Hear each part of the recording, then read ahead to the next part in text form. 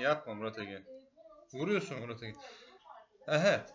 Evet. İndi senin en yaxşı bildiğin ders hansıdır?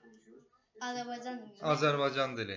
Sənə Azərbaycan dilindən əlaqəli bir dənə sual soruşacağam. Soru. Hə. 76 Yazıktır. minus Minus. 18. Minus. Minus yani çıx 18. Hə. 18. Hə. Neçə? 76 Hə. hə. Çıx 18. Hə, çıx 18. 70. Ona 18. 60. 60. Özün için danışır, özün beyninde hele. 52. 52. İndi 52 plus 18. Neçə eləyər? Üste geldi. Hə, üstə gəl.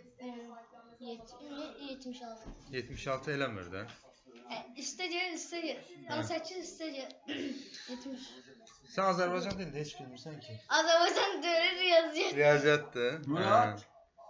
Salam aleyküm. Ne yesen? Ay yaxşı olursan, yaxşı olursan. Program seç. Hə? Ha, Murat Ege bilir Azərbaycan dilində. Hə. Hə.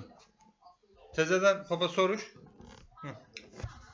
Yo, ben o şey diyeceğim, sabahın xezdadır, hamısı Azerbaycan dilini cevap verir.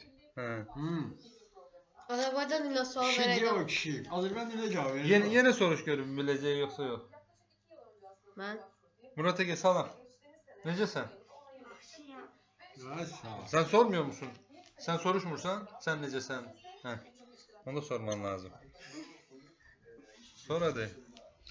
Hadi gel bir kere de kameraya sor. Hayır. Olmuyor ama.